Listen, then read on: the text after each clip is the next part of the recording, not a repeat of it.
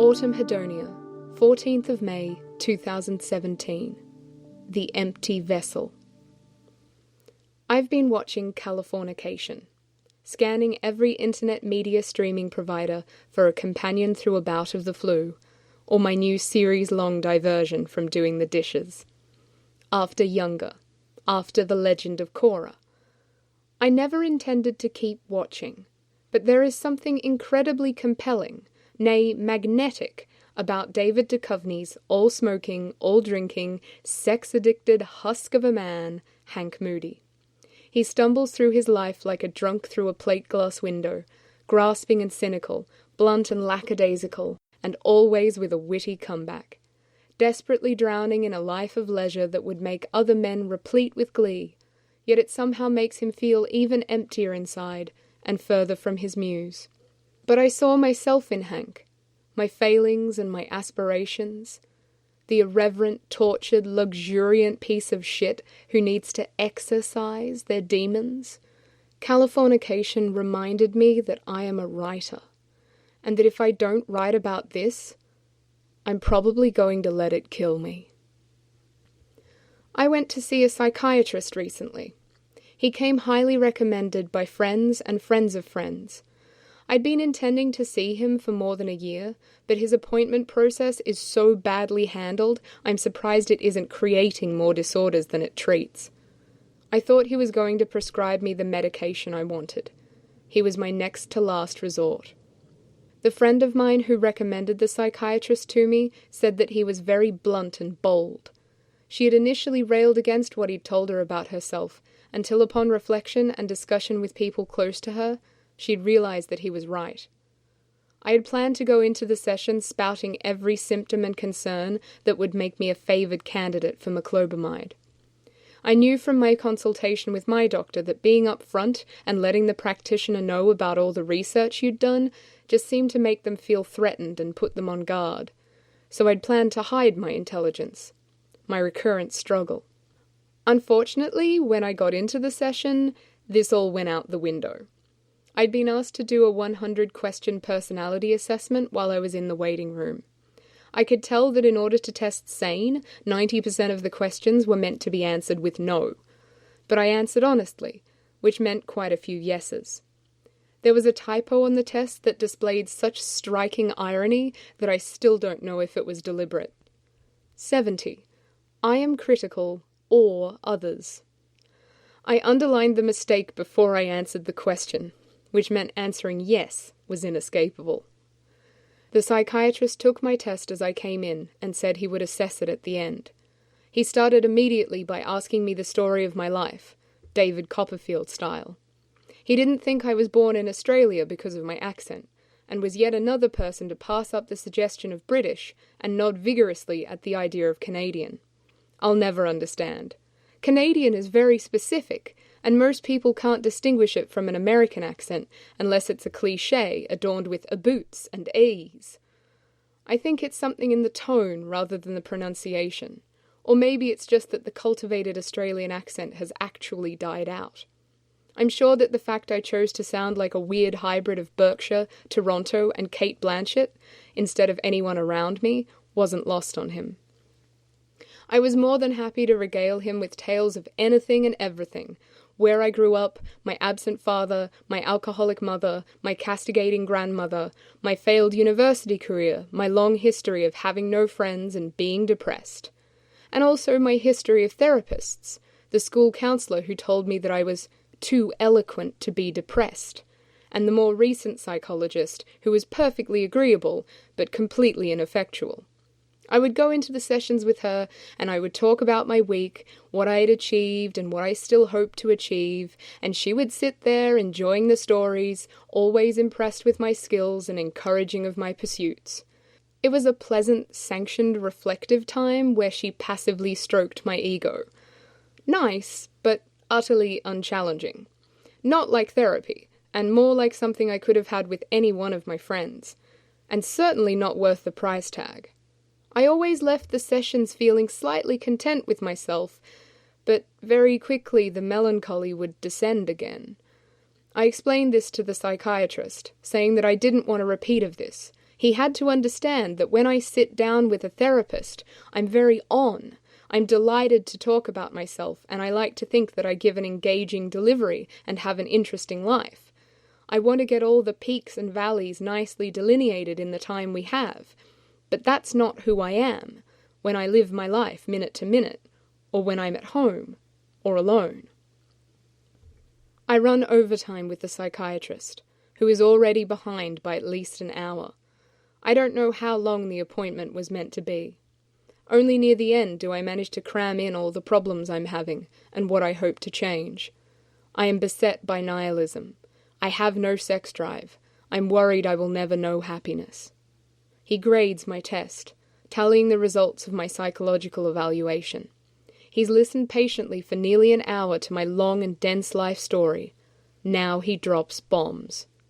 He writes me a list of personality disorders and tells me to look them up. He tells me I'm too self-occupied and I have no purpose. He says I'm incredibly intelligent and what works for other people will not work for me. He says the only way I'm going to get anything out of therapy is if I can somehow leave my intelligence at the door. I am not like everyone else, and I have no hope of being normal. He says my best hope of achieving happiness is by finding a career where I am esteemed, where I feel competent and respected and can express my creative side, but that it would be a diversion from my depression, not a cure. He tells me that I don't want to know what is at the root of my depression. I am taken aback because I desperately want to know why I am depressed, more than anything. I feel that he has misjudged me if he thinks I am somehow in bed with my depression or scared of it. The fact that he could have any kind of answer is thrilling and unexpected. I ask him what it is. Again, he tells me that I don't want to know, that it could be dangerous to explore it without a therapist to guide me through the whole process, to put me back together again. I lean forward in my chair with suffocating earnestness and express my sincere and honest wish to know why I'm depressed. He insists that I don't want to go digging there. Why? I beg, flabbergasted by his reluctance to give up this supremely juicy morsel of psychoanalysis. Why don't I want to go digging into the reasons for my depression? Because I might uncover some sort of emotional trauma? No, he says, because there's nothing there. I sit back in my chair. Maybe my eyes even roll back into my head with the boredom imparted by that cliché. Yes, I say. I had this discussion with my doctor. Intelligent, questioning people always look for an answer to their depression, to find a cause, and sometimes there isn't one. You're just depressed, and that can be hard to accept. No, that's not what I mean. I mean, there's no specific emotional trauma, nothing to be uncovered because there is no emotion. When most people look deep inside themselves for meaning, they find an emotional center and connections of feeling. You don't have an emotional world. You never developed one. He blunders his way into a saying he half remembers, eventually conveying, "The empty vessel makes the most noise." Attributed to Plato and Shakespeare, and definitely in the vein of full of sound and fury, signifying nothing. It conveys both a frustration towards inadequacy or loss, and an overcompensation. This is me in a nutshell. And it's not even my fault. Every part of my upbringing conspired to make me this way. I don't know if I feel better or worse knowing it was destined. He goes on to say that I could have long-term, invasive, and thoroughly unenjoyable therapy to basically rebuild my personality from scratch. But at 25, I'm essentially too old to start again with any hope of positive results. He reiterates his advice that I find a meaningful career where I am appreciated. I try to tell him about singing and these things that I'm great at, which I've never enjoyed, and these things that I love, which will never see me employed. But we run out of time. I know that it will just be my same protestations as always, asserting that I am uniquely disadvantaged with regard to the intersection of competence, monetary compensation, and enthusiasm, whining about my lack of musical ability and/or success. And he'd probably tell me not to invest my happiness and self-worth in an area where my ego is so fragile. I take the notes he has given me and I stand in the car park next to my bike, and I message my partners.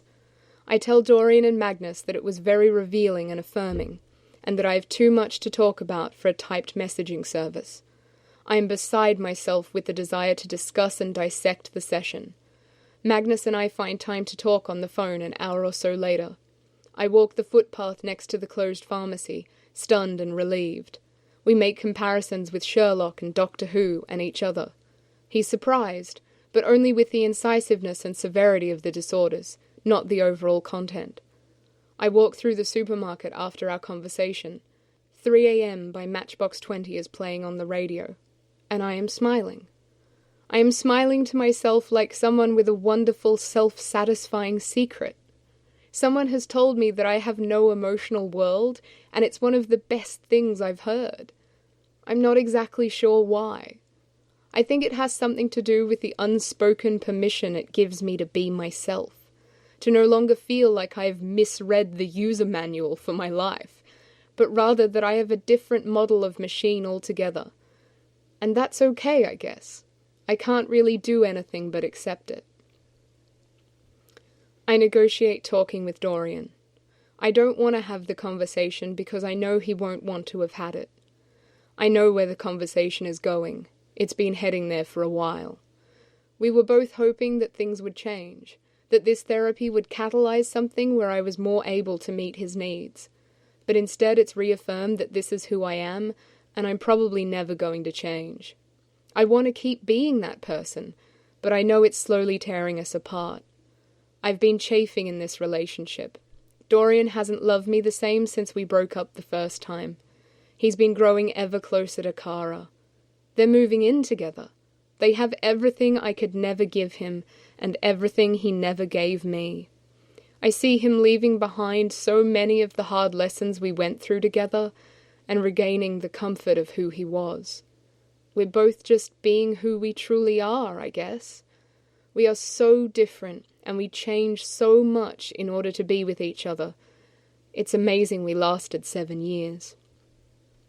We talk about it, everything the psychiatrist said, and how we're not going to be saved. Dorian always said he couldn't stay with me if it was like this. It seems like a foregone conclusion that our relationship has failed, but he wants me to say it anyway, that I want to leave him. I think it's better for the both of us. We both just want it to be like it was, but it never will be. If I stay with him, I'll keep trying to be someone I'm not, and torturing myself with the futility of it. If he stays with me, he'll keep waiting around for me to return to my old self, heartbroken and without closure. And so we end things. More plainly than I ever thought us capable. I think we've both seen it coming. We still want to be friends and not cut off all intimacy. I still love him, an emotion I shouldn't be very proficient in. He doubts what I mean, and I try to describe my love for him. He sheds a tear at the beauty of my words, but adds that love should mean wanting to be with someone as much as you can, to have them close to you always. That's the difference between him and me, I guess. I don't want to hang up the phone, but I do anyway. I talk to Magnus about it, dropping the news about Dorian at his feet like the corpse of an endangered animal. He offers me his support. I think I'm going to be happier. I eat dinner. I go to bed. The next day, I wake up with the flu. I feel like someone has beaten me with a baseball bat. It seems apt. I still hold out hope that after the flu, I will feel reborn. In the following days, I look up the list of personality disorders the psychiatrist gave me. It is not made clear to me whether or not I have been officially diagnosed with these disorders. All I know is that the test I took and the interview I gave have very strongly implicated them in my personality. The list written by my psychiatrist: borderline/narcissistic, obsessive-compulsive, schizoid/avoidant. In the following content, I want to share the research I did. I will cover both the clinical and the personal aspects of the disorders, and explore each disorder as a lens through which my personality can be viewed. It is a long discussion, but a worthwhile one. The psychiatrist has presented two of the disorders as pairs: borderline narcissistic and schizoid avoidant. My research indicates that some psychological approaches view these disorders as integrated or existing on a continuum. There is certainly a lot of evidence pointing to co-occurrence within these pairs. As far as I can tell, though, both halves are relevant to me, and I shall address them separately as each one has unique symptoms. A very basic summary of each disorder is as follows. Borderline: interpersonal and intrapersonal mood swings. Narcissistic: grandiosity of ego. Obsessive-compulsive: pervasive perfectionism. Schizoid: hermit tendencies. Avoidant: no self-esteem. The first thing I noticed was that I had something from every cluster. I have more wrong with me, so to speak, than people I know who have lauded themselves psychopaths. Odd, dramatic, anxious, and depressed are very good descriptors for me at my worst. Borderline personality disorder. Borderline personality disorder is basically characterized by instability in everything: moods, self-image, relationships, emotions, behavior, and functioning. These swings can last hours or days. The full symptom list is as follows: fear surrounding real or imagined abandonment and preparatory actions to avoid it. A pattern of unstable relationships with a love-hate dynamic. Distorted self-image and disturbed sense of identity with shifting ideals. Impulsive, high-risk behaviors, unsafe sex, drug abuse, binge eating, spending sprees, gambling, thrill-seeking, and self-sabotage. Promised or real suicidal and self-injuring behavior. Black and white thinking. Intense, disproportionate, and varied mood swings lasting from a few hours to a few days. Inappropriate, intense, or uncontrolled anger, verbal or physical. Periods of stress-related paranoid thoughts. Feeling out of contact with reality, oneself, or body. Continual feelings of emptiness. When I look at this list, I think of two things. The first is my mother. I think about how every relationship she has ever had has started with adulation and ended with scorn. Everything from boyfriends to gardeners to bosses, doctors, and friends. In the beginning, they're the best thing that has ever happened to her, the answer to all her prayers and exemplary among their kind. Within a week, the cracks start to show, and after a month, she wishes she'd never met them. They've failed her and shown their true colours, as she puts it. They're mercurial, tyrannical, stupid, stubborn, malicious, or just downright assholes. Just about everyone in and out of my mother's life suffers this trajectory. She makes such a business out of hating people. She's also irascible and abusive, paranoid about snakes and big pharma, among other things, has conditioned every dog she's ever had into separation anxiety, cannot stand to be apart from her animals, hates herself, and regularly comes up with a new goal in life to get rich quick and find untold fulfillment. The second thing I think of is me. Standing in the kitchen, holding a knife, screaming about how I hate myself, Dorian looking on terrified. The very personification of distorted self-image, self-injury threats, unstable, disproportionate temper, and emptiness. I think about the ever-shifting parade of preoccupations I have had and fashions I have feverishly followed. All the sex and materialism and compulsive shopping. The nights I spend awake worrying that I have gastro or cancer or my teeth are going to fall out. The times where I stand in front of the mirror before a night out, so frustrated that I can't feel beautiful. The inexplicable moods that hound me, the crushing existential futility. These overblown mood swings with no substance. In the psychiatry session, the therapist kept asking me about delinquent, dangerous, and addictive behaviours. I swear it must have been about 3 times. But it was more in what he didn't say. a conspicuous by its absence kind of thing. It seems like these disorders have a real aptness for escapism, that it's quite a rarity that I don't engage in these behaviours. All I could tell him was that I wished I was wilder. A bit of shoplifting as a kid, a bit of public sex, a bit of accidental passive drug consumption. I can stop at a single square of chocolate and half a glass of wine. But it made me wonder, since I've always wanted so badly to do wild things, and it kept being brought up, would I be somehow predisposed to enjoy them if I could possibly let myself go? I often make glib remarks about how I'm one short of the fame trifecta. Creativity? Check. Abusive parents? Check. So, drug addiction? There might be some sort of sucker there, but I know it's not the path to true happiness. Thankfully, I don't really have the fear of abandonment, extreme risk-taking, or interpersonal problems inherent in borderline, but I think the other points have weight. I used to be a lot worse with the borderline traits, and I think it's what I've managed best in recent years.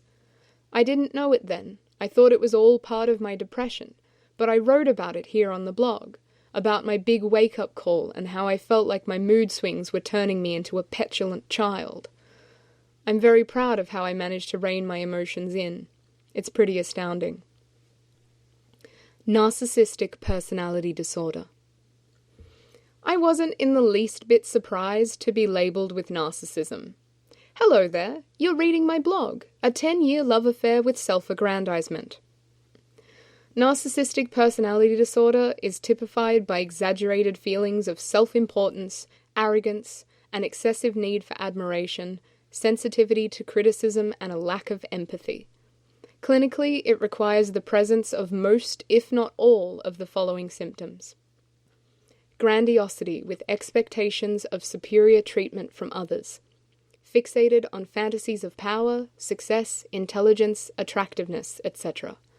Self-perception of being unique, superior, and associated with high-status people and institutions. Needing constant admiration from others. Sense of entitlement to special treatment and to obedience from others. Exploitative of others to achieve personal gain.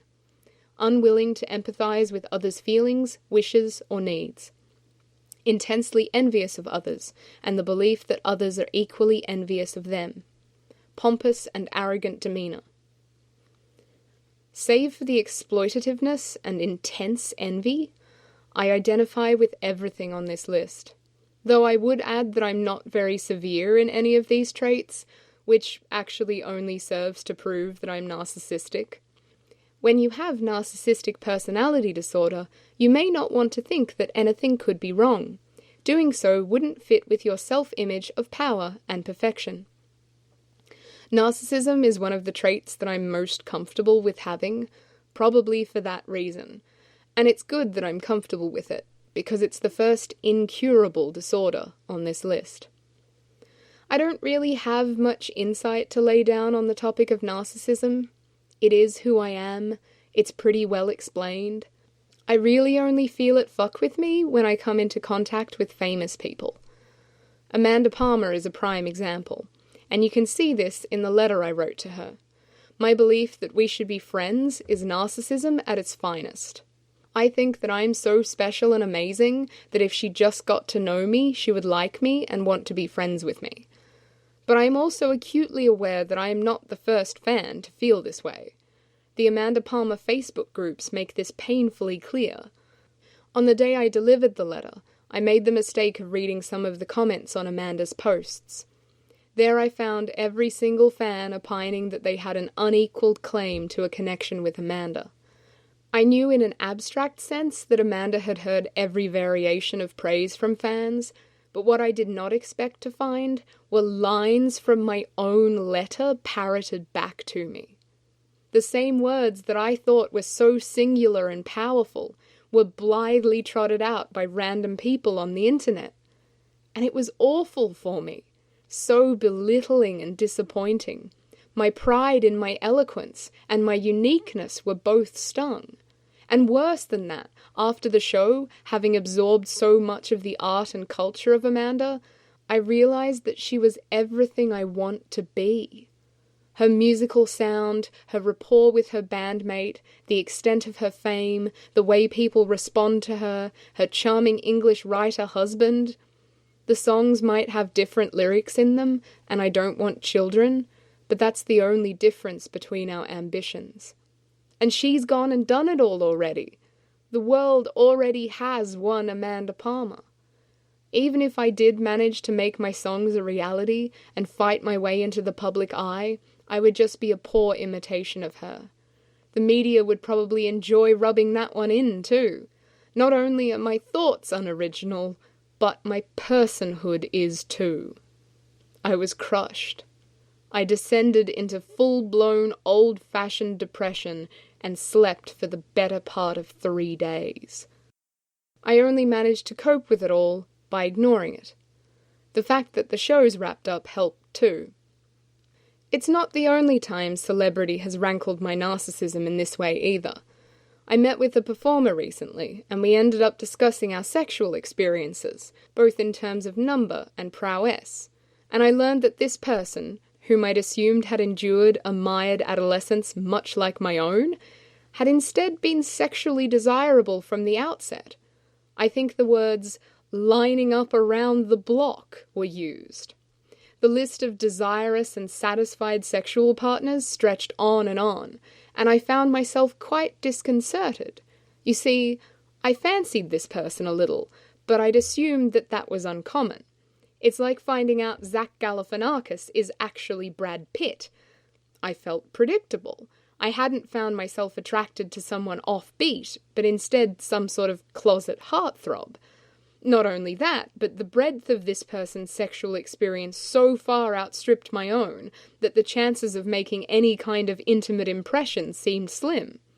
They weren't bragging or being dismissive, it was just how things read.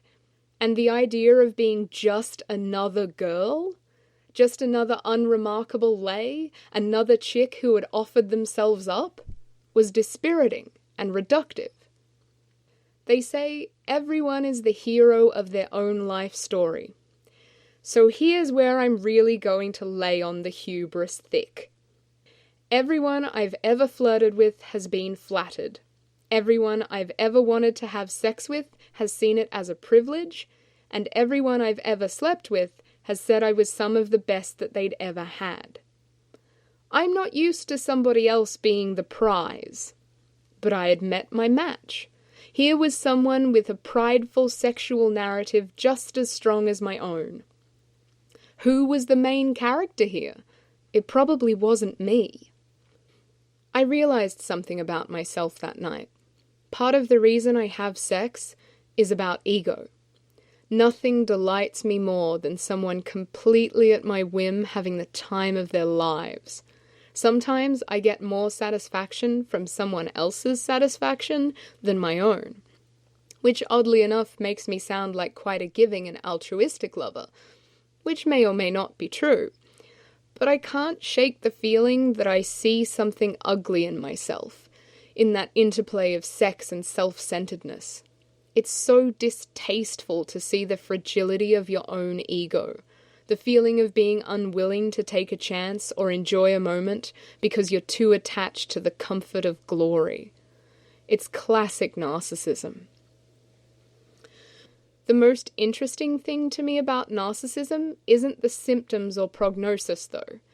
It's the causes. An oversensitive temperament, personality traits, at birth. Excessive admiration that is never balanced with realistic feedback. Excessive praise for good behaviors or excessive criticism for bad behaviors in childhood. Overindulgence and overvaluation by parents, other family members, or peers. Being praised for perceived exceptional looks or abilities by adults. Severe emotional abuse in childhood. Unpredictable or unreliable caregiving from parents.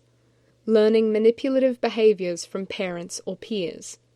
Valued by parents as a means to regulate their own self-esteem. Every single one of these things is bitterly true of my upbringing. Everywhere it says or, you can instead place and. I don't know if I was born oversensitive, but there is a history of bipolar disorder on my father's side, which is probably also linked to my borderline tendencies. I definitely garnered a lot of admiration with little to no feedback. My Year 11 English teacher gave me 100% on everything, and when pressed for tips so I could do better in my final year, she folded her arms across the back of my desk and confessed with longing and defeat, "I wish I could write as well as you do." I was in 2 gifted school programs and skipped a year in high school. I was defined and crushed by my intelligence. It was seen as single-handedly responsible for everything good and bad in my life. It was the reason adults and teachers liked me and indulged me, but also the reason all my peers hated me. The psychiatrist kept pressing me about why I had no friends growing up. Why did I think that was? My mother had always told me it was because the kids were jealous of my intelligence. These days I feel that maybe that was uncharitable, and also an elitist cliché. It was probably just because I was different, because the way my mother raised me meant I was marked as an outsider from the beginning. I always spoke my mind, I didn't live in town, my mother was an overprotective hermit, and there was no one around with well-developed social skills to learn from. During my childhood, my mother had literally 3 friends, which would soon become 2, and a string of abusive boyfriends. She tried to force me to be her friend too. I was a captive audience, bound by blood and living arrangements. She told me all about her problems, drinking and wailing and making me tell her that she was a good mother over and over.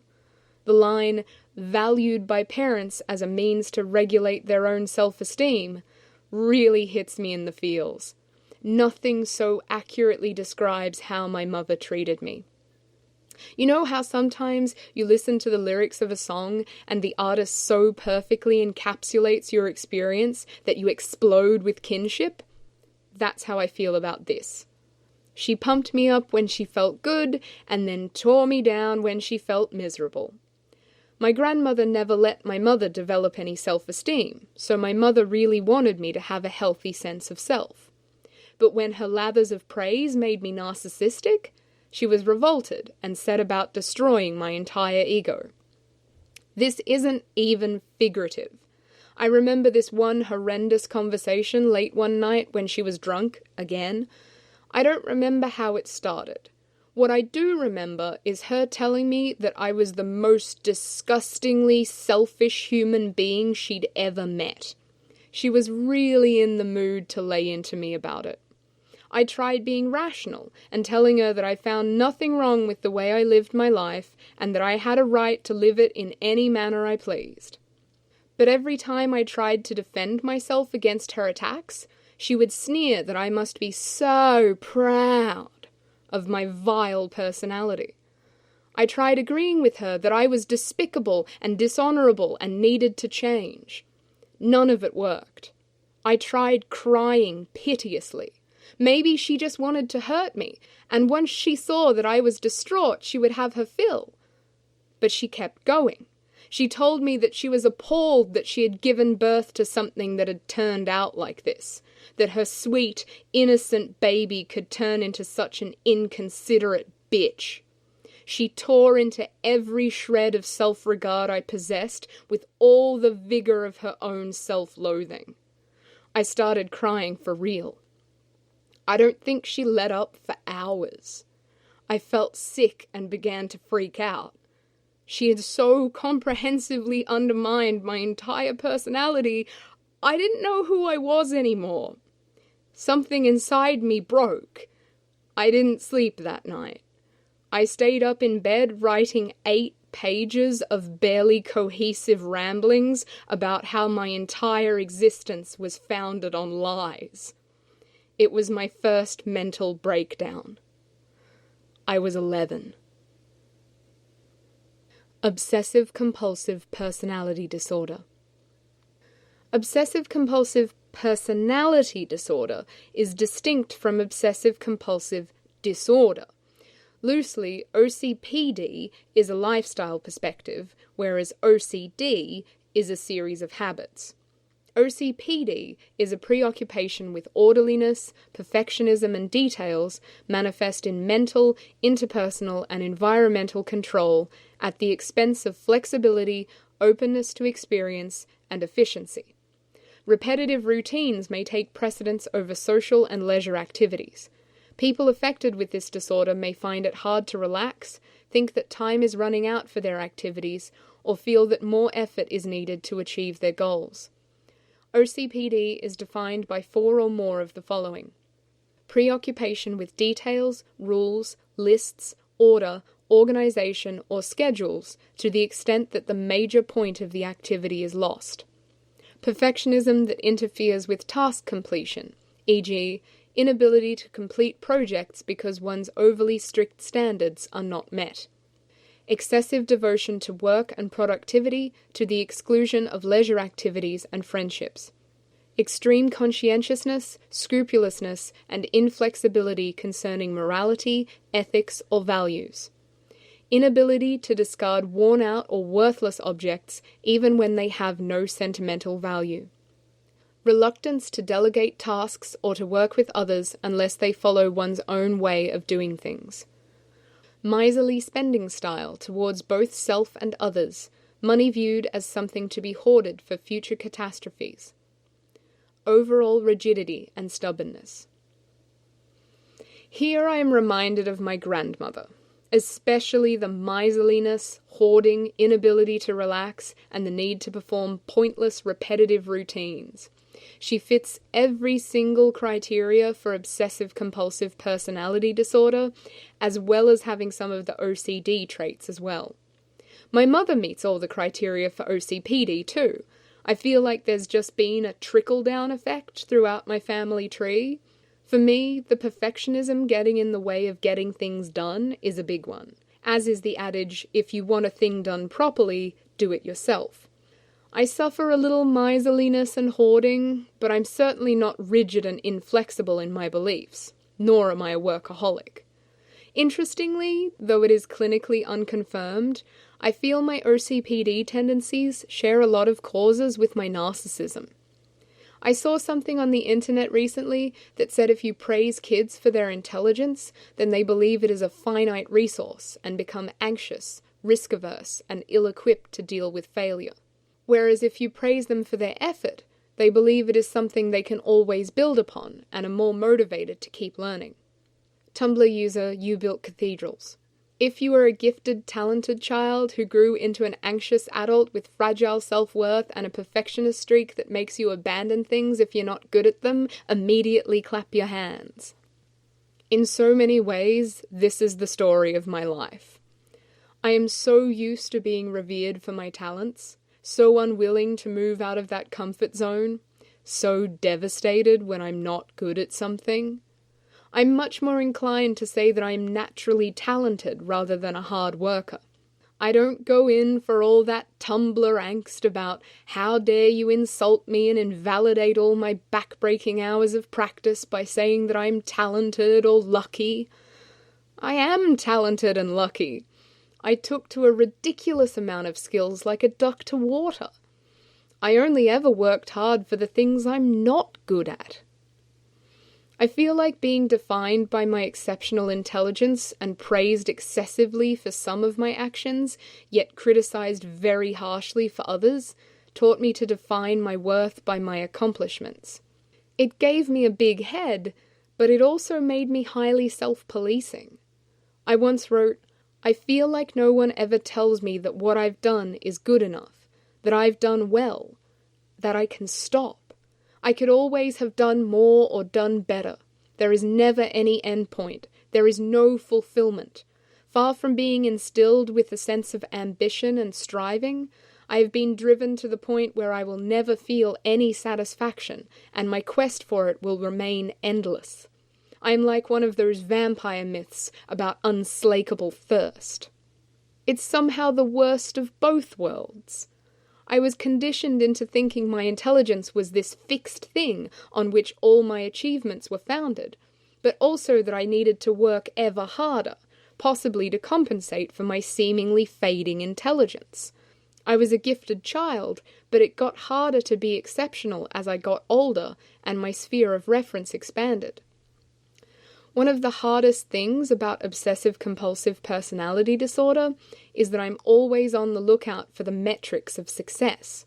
School made that very easy. University only slightly harder. Get good grades and earn the commendation of your teachers. But when I finished uni, no one wanted to employ me.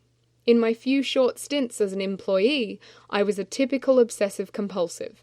Moral, rule-oriented, stoic, and a total perfectionist.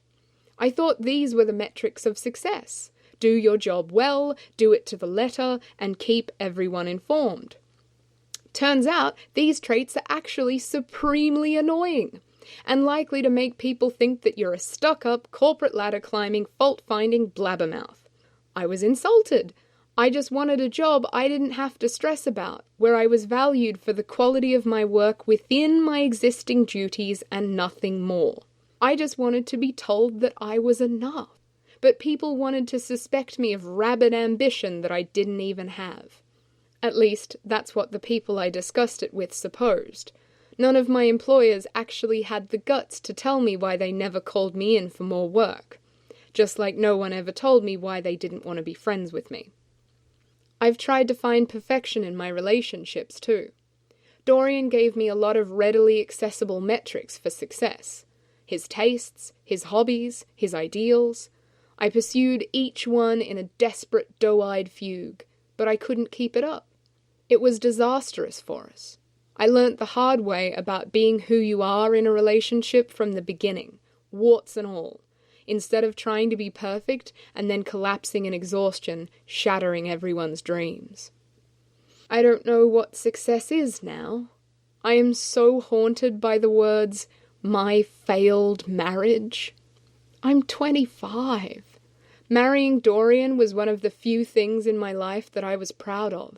One of the only things that made me feel like an adult, or even a real person. I don't drive a car, have a career or career prospects. I don't pay taxes, or even wear adults' clothes a lot of the time. But I have health insurance, and I was married once. Schizoid personality disorder. Schizoid personality disorder is often confused with similar-sounding disorders such as schizotypal personality disorder and schizophrenia. All share the prefix schizo from the ancient Greek, which means to split. They mean split form, split type, and split mind, respectively. All are concerned with disconnection from normal life or disengagement from reality.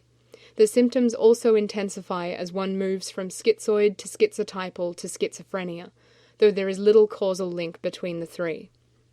Schizoid personality disorder is marked by persistent detachment from social relationships and a limited range of emotional expression. It is diagnosed by 4 or more of the following: lack of desire for or enjoyment of close relationships, including family. Lack of close friends or confidants, other than immediate relatives. Abiding preference for solitary or introverted activities. Emotional coldness, detachment, or flattened emotional response. Indifference to praise or criticism from others. Absent or reduced interest in having sexual experiences with others. Pleasure derived from a rare few, if any, activities. Other associated tendencies are daydreaming, a lack of motivation, and vagueness of goals. Schizoid personality disorder was something I went into the psychiatry session knowing nothing about, but it's been one of the most informative. Its marks are all over my past, present, and future. In high school, I was very aware that I was no fun. People criticized me for being stuck up, nerdy, and boring. Also, someone had gotten a hold of the word frigid, and it was flying around in all directions indiscriminately. When I discovered the archetype of the Ice Queen in a quiz in Girlfriend magazine, it had a big impact on me. It showed me that I didn't have to be a frumpy geek in order to be such a reserved outsider, but could instead be this captivatingly aloof, secretly sexy woman who commanded respect. I was instantly enamored. I still have the artwork of the Ice Queen from the quiz, lovingly preserved on the back of my lyrics folder from high school. Though I continued to wish that I could be more fun and likable, the Ice Queen gave me a way of framing my dour disposition as a rakish affectation. I was already innately the Ice Queen, but I also fostered that image. Now, for better or worse, it is who I am. Dorian thought I hated being hugged by him at first, even though I was very grateful someone finally wanted to. People tell me I'm hard to get close to, that I don't let people in, that I'm inscrutable and formidable. I try, as always, to break out of that shell, and I never really manage it. It's not that this is some sort of wall that I've put up, and now I'm scared to let it down. This is all I've got. Any attempts to be bubbly and outgoing feel false, like carnival masks I put on for other people's benefit. I very much identified with Daria when I was growing up. I often floated down the halls of my high school, placid in my emotional detachment, watching people riddled with irrational anxieties and hormonal fevers doing stupid things. Very few people appreciated my droll quips, though. I felt so separate from the teenage experience. One night Dorian and I were watching Buffy, and I was calling Buffy out on hysterical teenage relationship bullshit, with the comment being tacitly aimed at the script being overwrought and unrealistic. Dorian was slightly taken aback. This was what high school was really like for him, he explained. Everything was life and death. It was an emotional roller coaster of unbridled hope and crushing heartbreak. I was amazed. Criticizing Buffy's choices wasn't something I had come to as an adult, but something I would have felt as a teenager watching it, or even if I found myself in Buffy's shoes. I tend to cheer on the characters that make the logical, unfeeling decisions, like Sherlock or soulless Sam Winchester. These are extreme examples that stray into sociopathy, but they rather illustrate my shift in perspective from the norm. I was telling someone at a party how, despite my melancholy disposition, I present as quite charismatic in my therapy sessions. She also had experience with therapy, and she responded enthusiastically, reaching for the perceived common ground. "Oh yes, I know what you mean, because you want them to like you." And I recoiled from the idea then, as I did in the session with the psychiatrist. How superficial, how naive, how nauseating. I'm not someone who thinks they can please everyone all of the time, or who wants everyone to like them. I gave up on the idea of being popular a long time ago. I really don't care what anyone thinks of me, good or bad. I threw that out there like a badge of honor and realism in the psychiatry session. I didn't know it then, but I was actually displaying textbook schizoid and narcissistic tendencies. And the more I thought about it, after the discussion at the party, I realized it's not some sort of badge of resilience or independence, like a celebrity who isn't brought down by internet trolls. It's very isolating. The idea that what everyone around you thinks of you is fundamentally baseless, that none of it matters, it really casts you adrift. Maybe I don't feel chastised by each disapproving glare, but I also don't feel uplifted by the heartfelt compliments. Lately I've just felt such horrible ennui about the idea of friends. Like I've already met every kind of person I'm going to meet, and had every kind of conversation I'm ever going to have. Like nothing anyone says truly makes a difference to my existence. I'm probably going to piss off everyone I've ever met by saying that, but it bears saying, because it has nothing to do with them. They've been faultless and engaging. It's 100% about my perspective, and the fact that I'm self-centered and precocious and withdrawn. I'm sometimes swayed hither and thither, but only when it already resonates with my own opinion of myself. I guess I wasn't always like that, though, because I cared when I was bullied at school.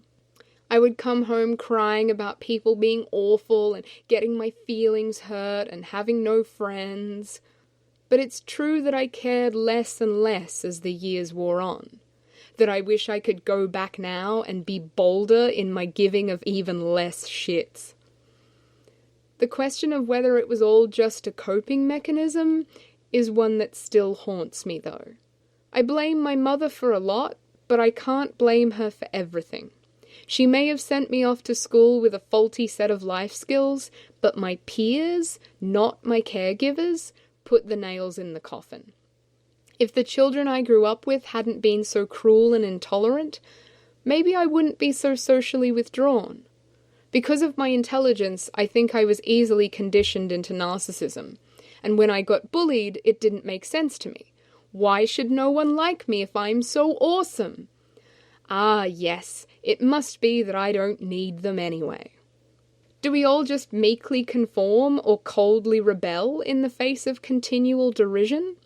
Can self-direction and empathy really coexist? Or is there only conformity of a different kind? Why did I rebel instead of conform? Did I make the right choice? Did I even have a choice?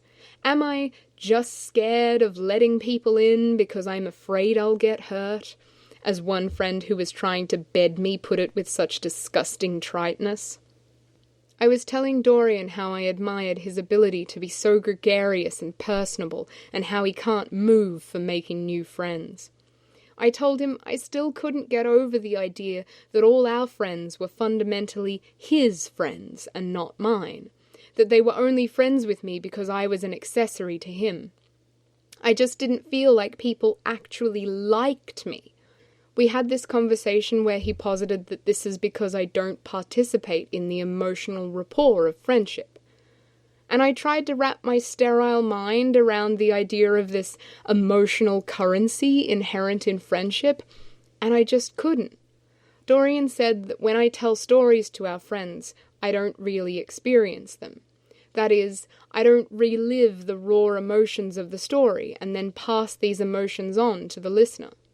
Apparently most people experience emotions in this way. To me, the telling of the story is what's important. No matter how brief or inconsequential, there is art and performance in communication. That is not to say it is insincere in any way, but just that I am always aware of how the story is being told. The focus lies not with eliciting some sort of visceral sympathy, but with making the narrative as engaging and entertaining as possible. I love to choose my words, and somewhere in that pause, an artful distance is created, and for some people, that means something is lost. It seems like there is an emotional rawness out there that I just can't touch. If I'm telling a story, chances are I've dealt with any issues surrounding it. Or I've dealt with them enough, and seeing people react well to the art of my storytelling only further helps me process. Hello again, you're reading my blog, a 10-year exercise in narrative therapy. Nothing is so painful that it won't one day make a good anecdote, which rather reminds me of some of the things I've heard about the mindsets of professional comedians. My favourite comics tend to be disarmingly irreverent in the face of pain and taboo. I like to think that I am the same, that maybe something I do, how I conduct myself or write, has the ability to deprive a hurt of its power, to entertain people and let them know they're not alone. I very much want to relate to people, but from a distance, and by being unequivocally myself. I've heard creativity is like breathing in and out, and my very nascent theory is that communication is kind of like that too. All communication needs both orator and listener. Some people are more receptive, privately listening to people, sympathizing, and helping people unburden themselves. Some people are more transmissive, publicly revealing thoughts and feelings others daren't admit to, being an example of candor and self-acceptance.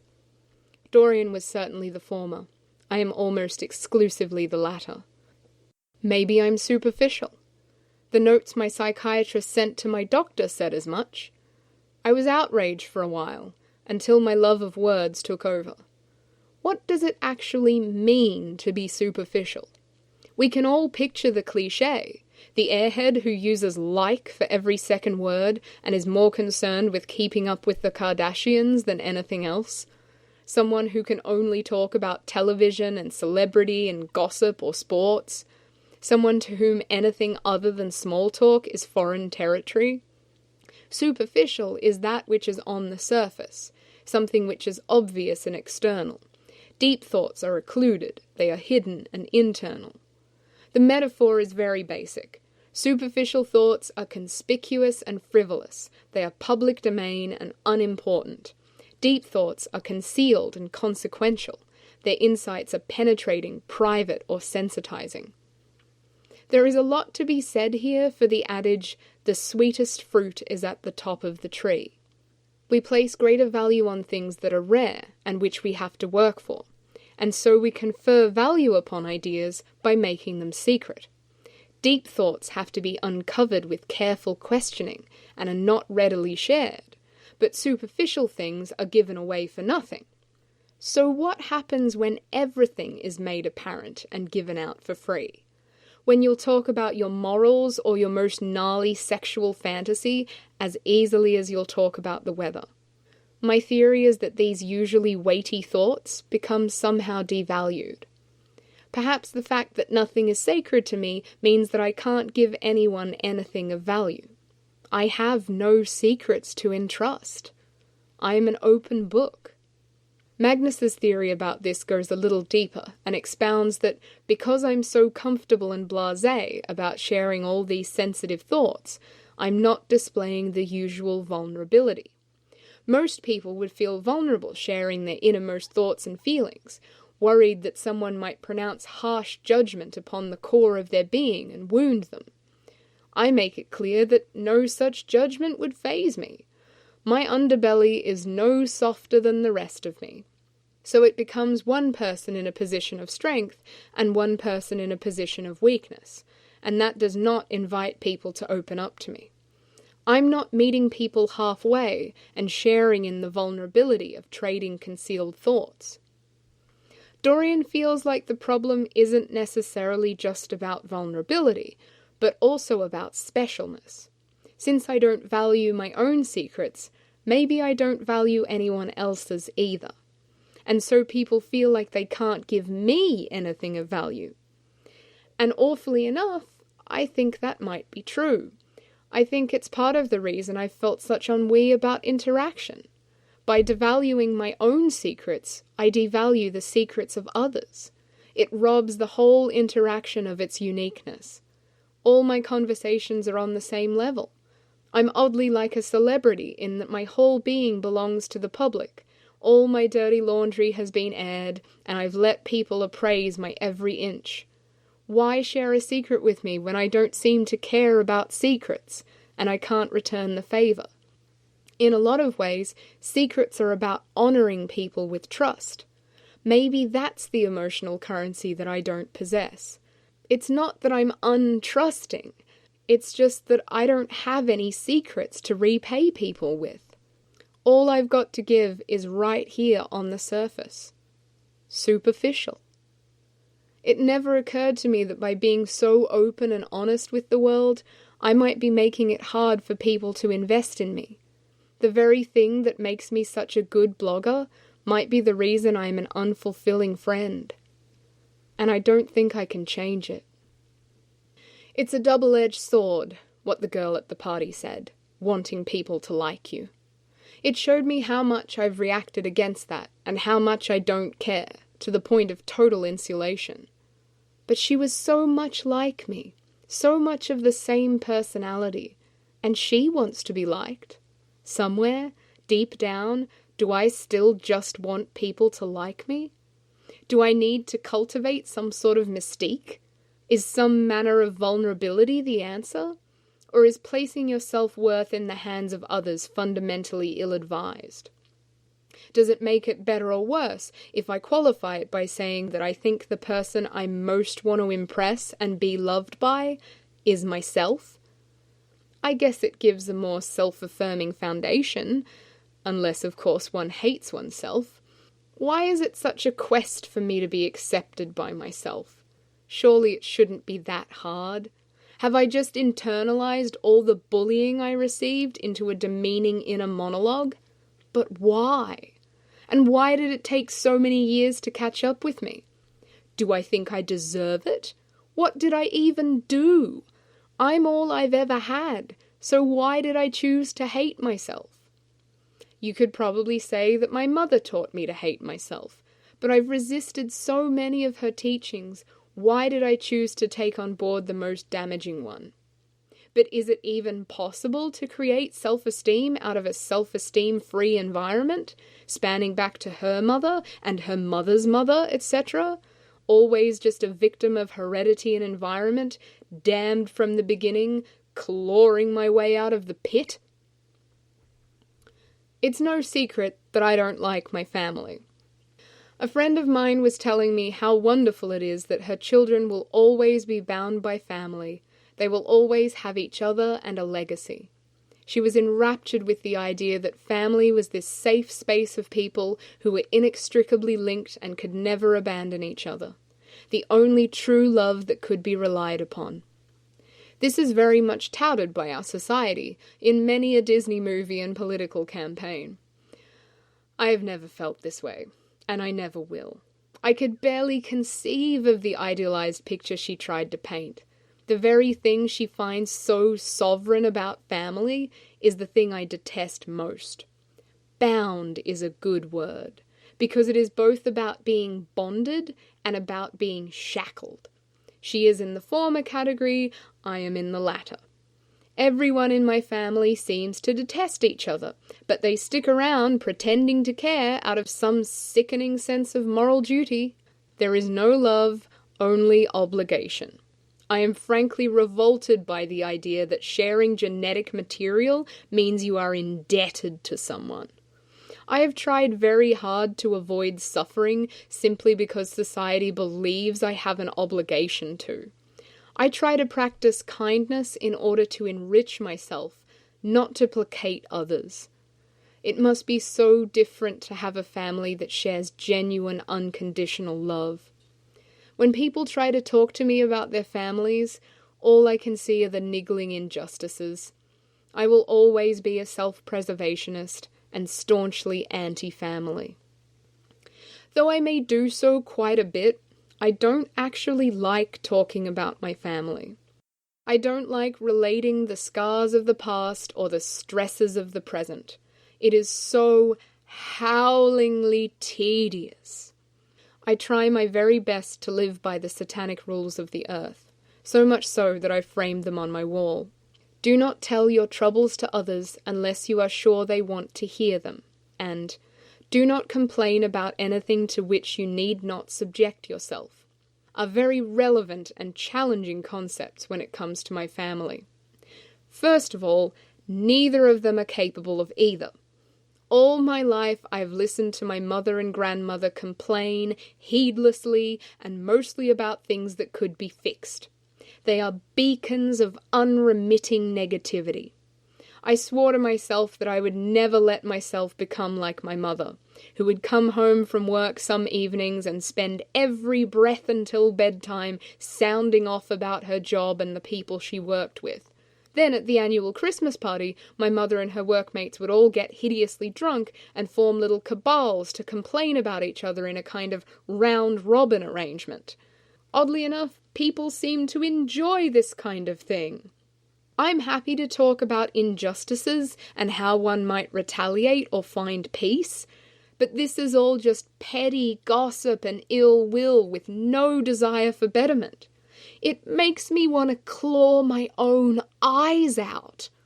I don't think there are many things in this world I detest more. I noticed a very distressing pattern a while back. Whenever something bad would happen to someone in my family, they would complain to me, or otherwise inconvenience me with it, and I would get upset and tell Dorian about it.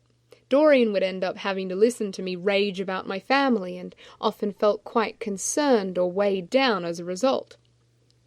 I realized that the anguish was just getting passed around, often from my grandmother to my mother to me to Dorian.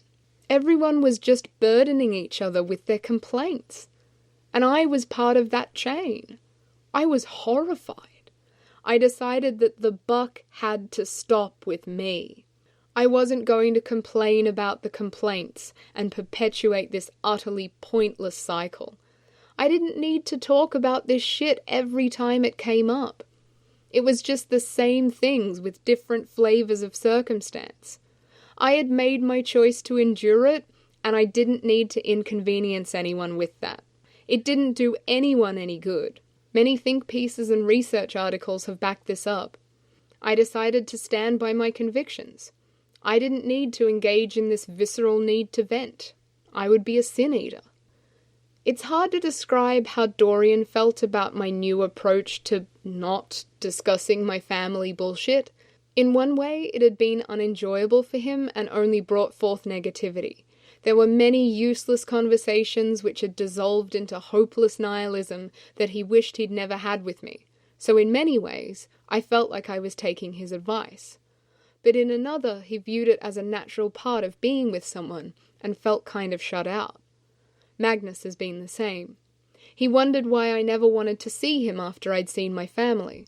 I explained that after the immediacy of the unpleasantness, all I would want to do was talk about it because it was fresh in my mind. And I knew that if I just stepped back and didn't have anyone to talk to, the feeling would pass. I didn't need to tell anyone if there was no one there. If something really notable happened, then sure, that was worth sharing.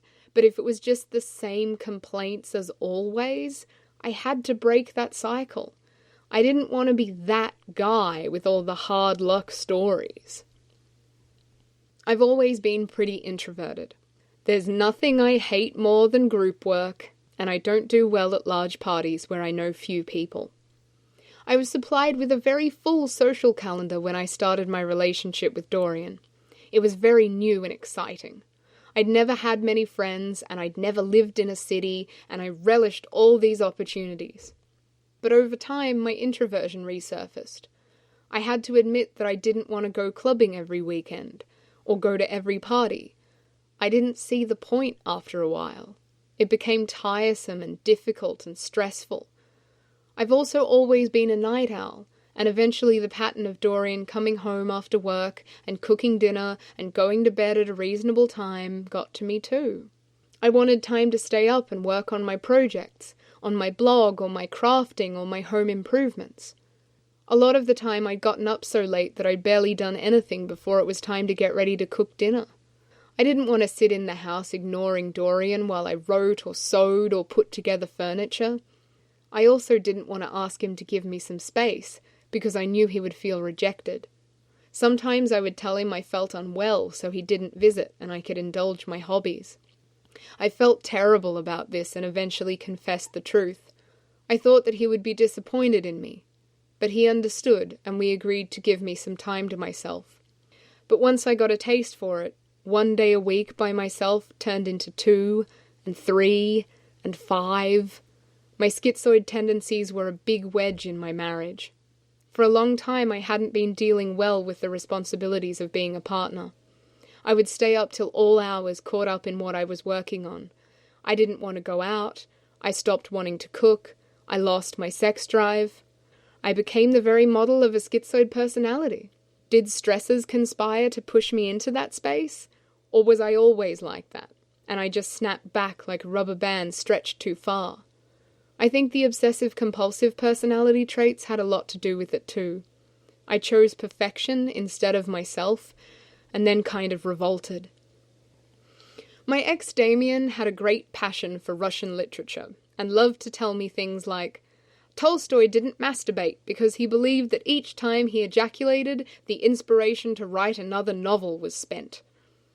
Though this statement is not exactly true, and he conveniently left out the bit about vegetarianism, I feel like he revered Tolstoy's ascetic practices and felt a great deal of guilt about his own hedonistic conduct. I have never felt guilt about sex. Even though my mother and Girlfriend magazine both warned me extensively that it was so completely normal to feel that way, that guilt was practically inescapable, I was told that losing my virginity would be awkward and painful and bittersweet. I loved losing my virginity. I loved sex. Sex has always been the easiest thing in the world for me. Nothing but a joy. I've never identified with the celibate workaholic who puts all their energy into their projects instead of chasing tail or climaxing, and I've never thought of myself as sexually timid or insensible. So I was devastated to find that my sexual desire had diminished to a distressing extent, and that instead of enjoying sex, I was remodeling the garden. I had a sexual smorgasbord in front of me.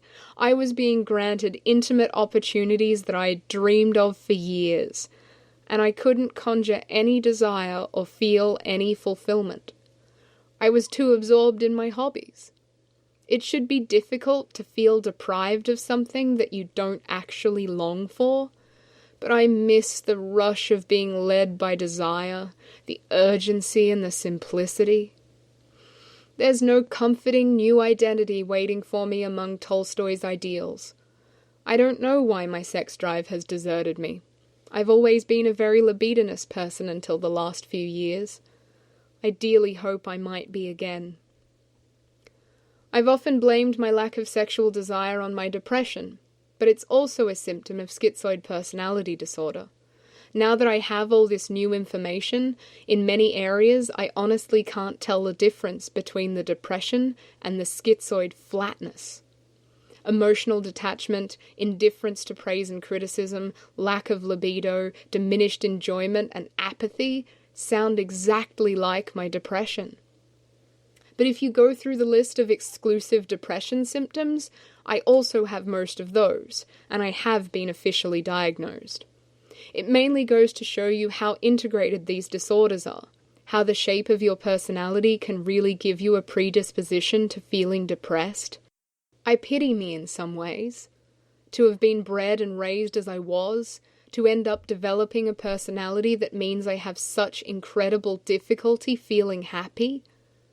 It's almost like instead of sadness being something that I feel, it's something that I am. One of the first things I read about schizoid personality disorder was this wonderfully damning line about how it has one of the lowest levels of life success of all personality disorders, measured as status, wealth, and successful relationships.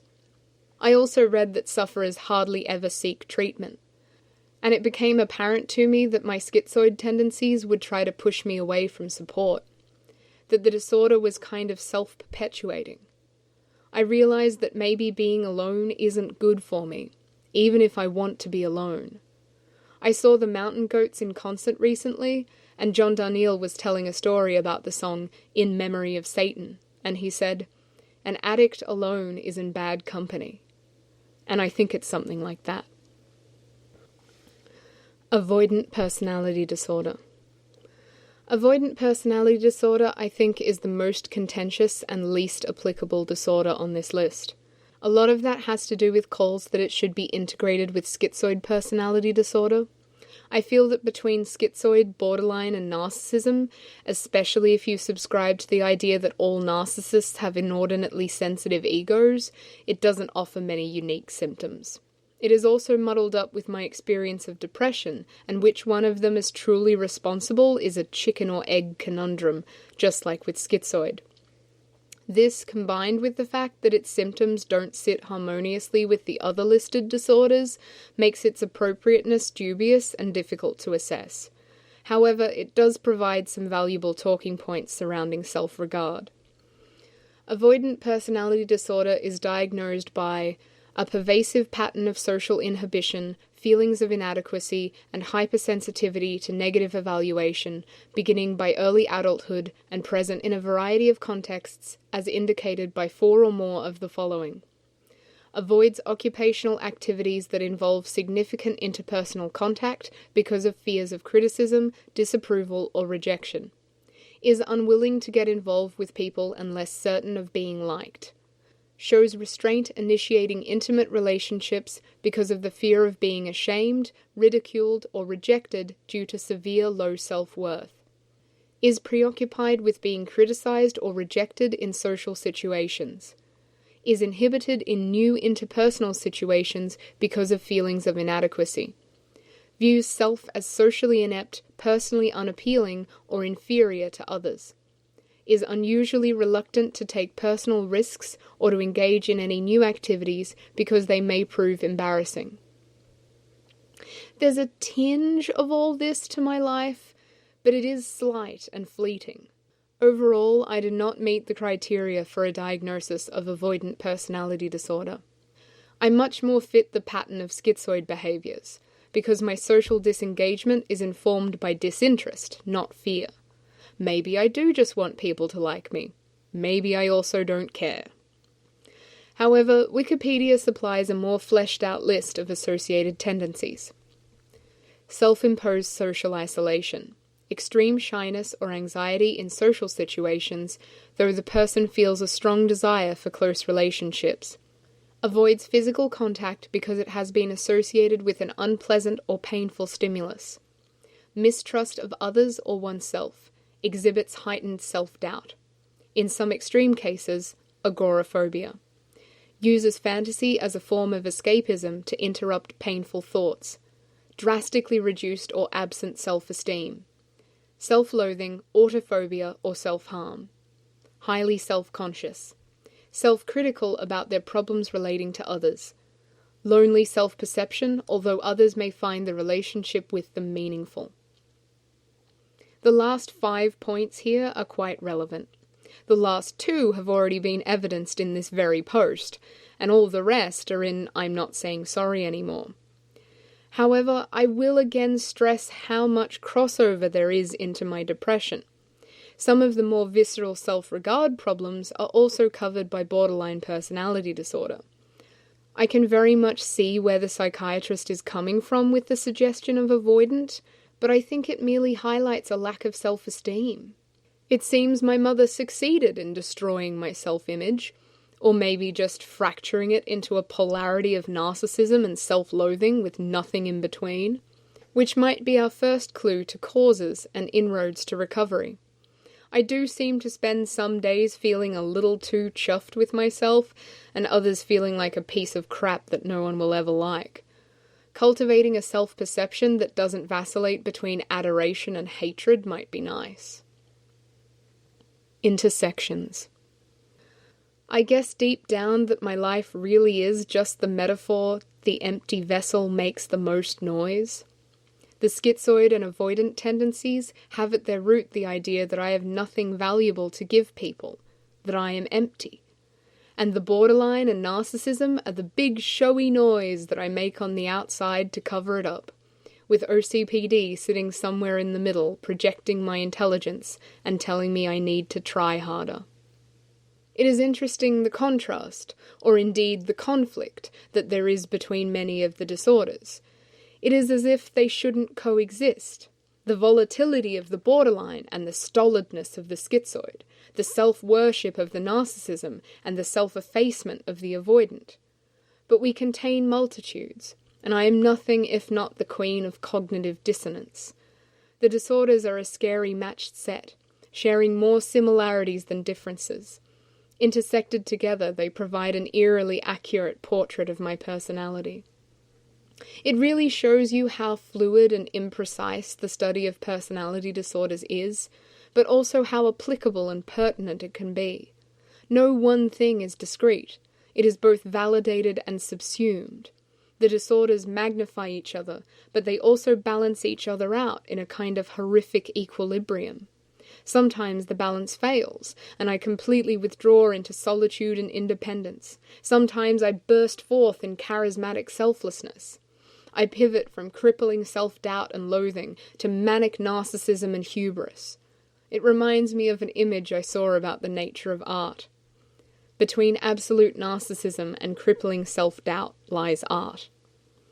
I don't think that all art is formed by these influences, but I can relate to the idea that great art can only be created when there is balance between these two forces. In a way, the only things saving me from addiction, monstrous depression, and suicide attempts are my narcissistic and obsessive-compulsive tendencies. All my life I've wished I was more wild and adventurous, that I lived a teenage life of rebellion and perilousness, but every time an opportunity arose, I balked. Too intimidated by the risks, too scared of falling from grace. It is the struggle between the ego syntonic and the ego dystonic, traits which are acceptable to the aims of the ego and consistent with positive self-perception, and those which are in conflict with it. A lot of where I found my strength in overcoming my depression, my great reserve of potential, came from my narcissism and OCPD. My knowledge that I was superior and masterful, and that if I just tried hard enough, I could achieve the impossible. Any time I feel too debased by the abjection, unworthiness, or misery inherent in my other predispositions, I can rely on my self-love to comfort me.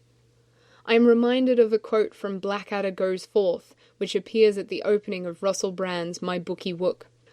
Mary: Tell me, Edmund, do you have someone special in your life? Edmund: Well, yes, as a matter of fact, I do. Who? Me. No, I mean someone you love, cherish, and want to keep safe from all the horror and the hurt. Still me, really. I can understand what the psychiatrist was saying about having a therapist guide me through the process of recovery. The disordered characteristics are like a house of cards. Each one props the others up, and if one of them should fall, then the whole thing might come tumbling down. Everything is so integrated that tackling the wrong thing at the wrong time might crush me. Conclusion. If you've gotten this far through the post, chances are that you probably think you have at least 2 personality disorders, or you've diagnosed at least one of your friends. So by way of disclaimer, I'm going to set your mind at ease. I am not a medical professional of any kind. I am simply someone who has done a bit of reading on the internet, and so are you. Only a medical professional can make a diagnosis, and even I have not been officially diagnosed. My personality has been assessed to strongly identify with the discussed disorders. If you feel like the symptoms you've read here resonate with you, you should feel free to explore this with a qualified professional. But before you do, I want to clarify what a personality disorder is. Between the 2 main diagnostic handbooks, we find the following criteria. A personality disorder constitutes inner experience and behavior, which is disharmonious and maladaptive and causes personal distress or impairment, within the domain of self-identity or self-direction and interpersonal functioning, involving several trait domains or facets, such as thought patterns, emotions or emotional response, perception of self and others, interpersonal relationships, and impulse control. It is pervasive and inflexible, enduring and consistent over time, occurring in a broad range of personal and social situations, potentially causing significant problems in occupational and social performance, manifesting in adolescence or early adulthood and persisting into adulthood, atypical for the individual's developmental stage or socio-cultural environment, and not due to substance influence or a general medical condition. Which is all to say that unless the way you think, feel, and act is reducing your quality of life, you don't have a personality disorder. If you feel relatively happy and people like you and you're achieving your goals with no more than the usual difficulty, then you're fine. If, however, you have a long history of melancholy and discontent, few successful relationships of any kind, and have been unable to sustain a normal life, then you might want to seek help. I've never been able to feel content with myself or accepted by others. In addition to everything else I've discussed, sometimes I think there is poison in my mind. Often when I share my way of seeing the world with others, it taints them. Every now and then I listen to myself a little too closely in a darkened room, and I don't like what I hear. Sometimes I feel like there are ants crawling around the inside of my skull, all disorder and compulsion. I feel like the madness is unstoppably erosive, and every bout of sleep deprivation, anxiety, or drug abuse further degrades my mind. Or maybe the horror of my internal world is merely being revealed to me like some sort of bad acid trip, and it never heals or goes away. I felt very relieved and validated by what the psychiatrist told me about my emotional world and my personality. But as I did some digging into the outcomes for sufferers of personality disorders, I also felt quite condemned. There were a lot of statistics that showed personality disorders basically correlate with a short and unhappy life. Full rehabilitation is also incredibly difficult and rare. It's one thing to suspect something of yourself, and another to have it served up on a diagnostic platter in 45 minutes. The whole premise is unnerving. The idea that so much of my personality operates from abnormal fundaments. It's the shift from, I feel this way because of my perspective, to, I feel this way because I might have a slew of personality disorders.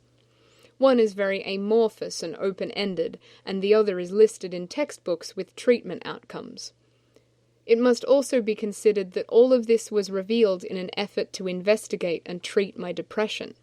So we've also gone from, I am depressed because I am depressed, to potentially, I am depressed because my worldview is distorted. And let's not forget that this distortion was unavoidable and deeply rooted in my upbringing. It really does rob you of your agency. I've essentially been told that my dysphoria is due to who I am, and that the best I can hope for is an engrossing distraction. Many friends have cautioned me about getting too caught up in what the psychiatrist told me, that instead of these disorders being merely descriptive of my personality, I might let them define me, that I would cease to feel like myself and instead feel like nothing more than a victim. I know that the accuracy of the diagnosis isn't indisputable, and that it's just one test and the opinions of just one man. It's a bit absurd, really. I'm going to get second and third opinions. I know that who I am hasn't been functionally changed by having these things recognized in me. I had these tendencies before I stepped into that office, and I still have them now. My outcomes were just as poor or just as good before I had a name to put to things. Maybe it would have been better if I didn't know what was wrong with me, but I wanted answers. I guess it's a case of be careful what you wish for. I know that these disorder paradigms are intended to be tools, not curses. Ideally, they're supposed to aid recovery by identifying patterns. The labels will only change me if I let them change me. I can see all this with an unyielding rationality, but it doesn't help. The fundamental assumption in all of this is that deviance equals distress and normalcy equals contentment. It's something that you necessarily have to assume in medicine. Healthy people have normal organs, etc. And the assumptions run in both directions too. I was already depressed, so it was unsurprising to find that my personality is abnormal. My personality is abnormal, so it makes sense that I am depressed. It follows that recovery would be a reversal of these things. Becoming normal would mean I wasn't depressed. No longer being depressed would mean I was normal. I've always hoped to recover from my depression, to feel better and to get better. I can't imagine what it's like to be someone who has never suffered from depression, to respond to things typically, to look on the bright side, to not feel oppressed or empty. The idea of having hope, to have some sort of blithe optimism carrying you onwards, instead of being defeated at every turn by the pointlessness of your existence, sounds like a fairy tale. What quaint lives these people must lead. It's the same thing that I've often said about my intelligence. Obliviousness seems so relaxing. My intellect and my depression are so closely linked. I am so filled with awe and disdain for the condition of being average. But what if my demonstrated inability to conform means I will never get better? What if being normal is the only way I can be happy? What if recovery means losing my uniqueness? My friends are waiting for me to use my practicality to move past this, or for my narcissism to comfort me, and I guess I am too. But dear Lord Satan, do I even have the level of narcissism necessary to deny the impact of all this? It would take an incredibly thick skin to not be affected. But I guess in a lot of ways, it's my only recourse. The resolution of cognitive dissonance, to say, what is normal? What should I change into? For what? For whom? Change into someone else's idea of right to achieve someone else's idea of happiness? Fuck that! And once again, I see conformity, and I choose to rebel. But none of it brings me any closer to my happiness, and that's all that matters. My fears seem so silly. I know that normalcy doesn't equal happiness, and happiness doesn't equal conformity. But all I've ever been is an unhappy outsider who has watched other people dance in the sun. I'm tired. I'm scared. I'm so filled with impotence, it feels like nothing ever changes. That's what's depressing. I only ever have things confirmed. I already knew I was fucked up and unhappy. Is normalcy the path to happiness? Is continuing to be a freak the answer? I don't know. It's all a big mystery. I just got handed a bunch of confusing tools that I don't know how to use yet. My next steps are to begin therapy with a new psychologist or psychiatrist. I'm interested to see if I fit a clinical diagnosis for any of the aforementioned personality disorders, as well as explore how these relate to my depression and how I might better cope with living, achieve happiness, and find true inner peace, and that's it. Afterward. I started this blog on the 7th of April. It is now the 14th of May. I have been writing this blog for more than 5 weeks. At 15,500 words, it is the longest single piece that I have ever written, and as such I am floored I have brought it to completion. It was a serious undertaking. I have taken to lighting a candle in the oil burner on my desk as I sit down each evening. It is odd to have worked on something so long that you have developed habits surrounding it. Writing has felt like both a ritual and a job. Sometimes I would write for many consecutive days, 6 to 10 hours a day. Sometimes I would go 3 or 4 days without writing a word. Often thousands of words poured onto the page in perfect harmony. Other times I wrestled with one particular passage until my eyes gave out, barely having committed 500 words. I have watched more than one 9-hour tea light evaporate before my eyes, and countless sunrises and even mid-mornings. I am so pleased to be here, at the closing. I had my consult with the psychiatrist on the 17th of March. I knew that I would write about the experience, but I dreaded the labor of context telling the story would involve. I tried to avoid writing about it, and I talked to a lot of different people during this time. But it was when I started watching Californication that I realized I had to write, and I started immediately with that very thought. I am now a third of the way through the last season, and I have kept my promise to myself that I would finish the blog before the show. In this post, more than any other, I have found myself sharing media, television shows and movies and music and books and magazines. It really illuminates how much of my personality is built around the narratives that I have invested in, the characters and archetypes. It is strange how naturally those things found their way into the blog, and how much they say about me. After my psychiatry session, I went back to my regular doctor to follow up on it. I had spent the intervening 4.5 weeks mulling over what it meant to be diagnosed with 5 different personality disorders, only to be told that it was no diagnosis at all. The psychiatrist had simply handed me a list with an air of finality and told me to look up the disorders. But his letter to my doctor said that though I had strongly identified with the personality styles, he had not made a diagnosis of personality disorder. I was halfway through writing the blog. I had to go back and remove all the language which said I'd been given a clinical diagnosis. I also had to go back to my friends a little abashed and tell them that I wasn't actually diagnosed. I had just started to make peace with the idea that I had all these disorders, and now I had to reconsider my position. When I started writing this post, I felt like a great weight was lifting off my shoulders. I was unpacking all of the symptoms and relating them to my experience. I felt validated.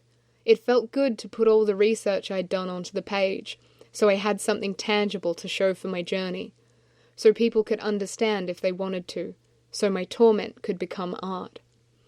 Writing about the disorders changed them from a slight against my personality to a celebration of it.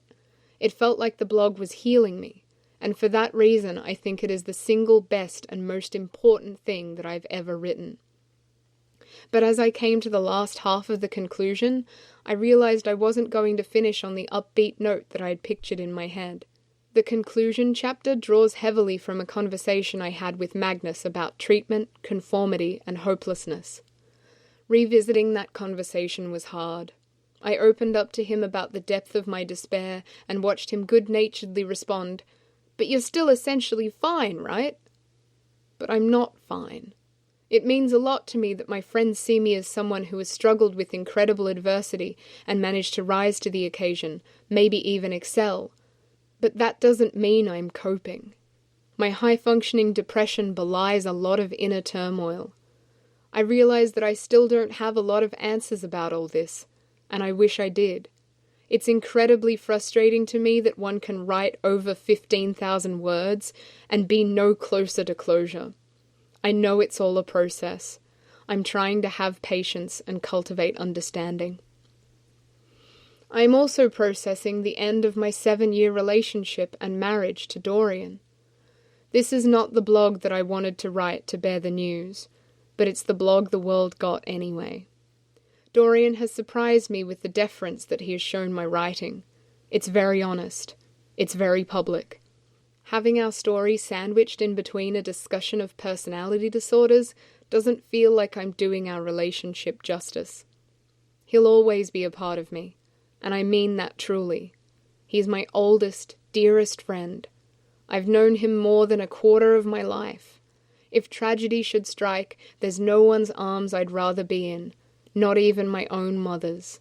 He knows me better than I know myself, my whole ugly soul.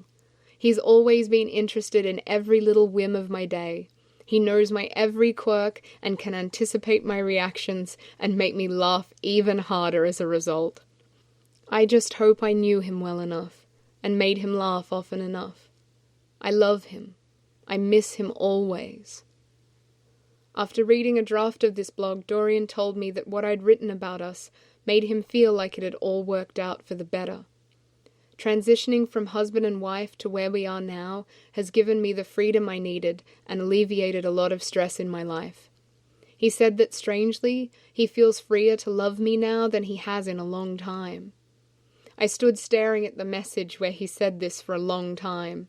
My phone was on the counter next to the coffee machine, and I just looked at it, dumbstruck. The idea that after all we've been through, after all the hurt and the loss, that he doesn't feel crushed, but instead feels lighter? I was absolutely astonished. I never thought he would see it this way. I am so grateful that we have found this place of acceptance and positivity. I feel freer to love him too. It feels great to have a relationship where we're not trying to be something to each other or fulfill some sort of role. There's no pressure. We just get to focus on bringing joy into each other's lives in the moments we share, celebrating the best of each other and our love. This is a new chapter in my life. I have been broken apart and put together in new and interesting ways. I am very intrigued to see what my future holds.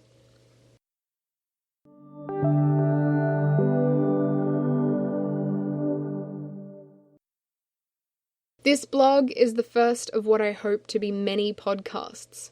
Back when I was doing the Harrington Files, I used to read the posts as a kind of audiobook. I really enjoyed the process. During the writing of this piece, I read a lot of it out loud to get the flow right. You get blind to so much in a post of this magnitude. Listening to myself recite the words has been an unexpected pleasure. I've rediscovered my love of narration. I love the sound of words and the act of orating, and there are no more pleasant words to speak than the ones which mean so much and have been so carefully chosen. I've enjoyed it so much that I'm seriously considering that I might love reading the blog just as much as singing. Though it may not provide the same glee, it makes up for it with the satisfaction I feel for having the capability to do it in full measure. I love hearing myself speak. I think that's actually the center of my love, Not singing per se, but hearing my voice intone my carefully selected words. I see it in the way that I write. It's not just written to be read, it's written to be spoken. I do wonder who will be prepared to listen to approximately 2 hours of me prattling on. I probably like the sound of my own voice better than anyone else does. But thank you. Thank you so much if you have listened to or read this post. It is my magnum opus, and it means the world to me that anyone would want to hear it.